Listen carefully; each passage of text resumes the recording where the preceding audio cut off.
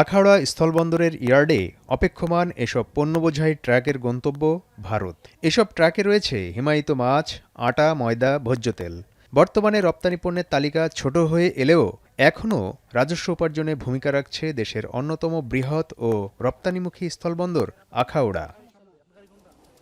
২০২৫-২৬ অর্থবছরে আখাউড়া স্থলবন্দর দিয়ে ভারতে রপ্তানি হয়েছে ৫২৪ কোটি টাকার পণ্য।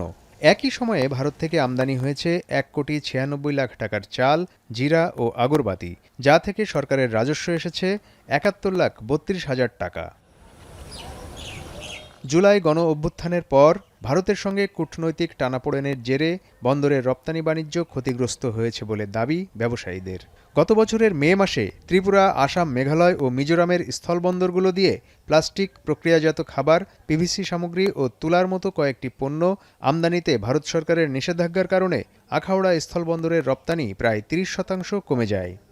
নিষিদ্ধ পণ্য ব্যতীত সব ধরনের পণ্যের আমদানি নিষেধাজ্ঞা উঠিয়ে সব ধরনের পণ্য আমদানি করার জন্য অনুরোধ করছি।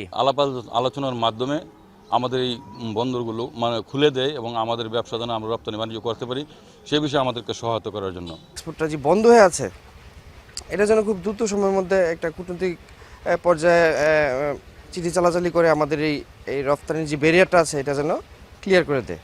বাংলাদেশ থেকে রপ্তানি বন্ধের কারণে ত্রিপুরার বাজারে দাম বেড়েছে নিষেধাজ্ঞার কবলে পড়া পণ্যগুলোর। তাই দুই দেশের সরকারের আলোচনার মাধ্যমে দ্রুত নিষেধাজ্ঞা প্রত্যাহারের দাবি ত্রিপুরার ব্যবসায়ীদের।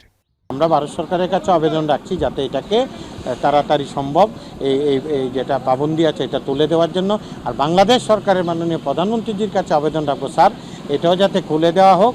আমদানি রপ্তানি বাড়াতে ব্যবসায়ীদের দাবির বিষয়ে ঊর্ধ্বতন কর্তৃপক্ষকে অবগত করা হয়েছে বলে জানায় শুল্ক কর্তৃপক্ষ।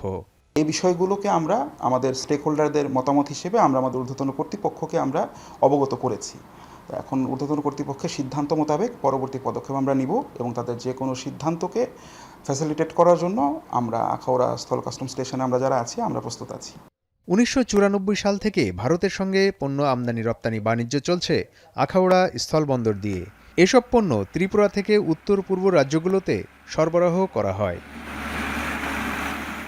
এখন ব্রাহ্মণবাড়িয়া।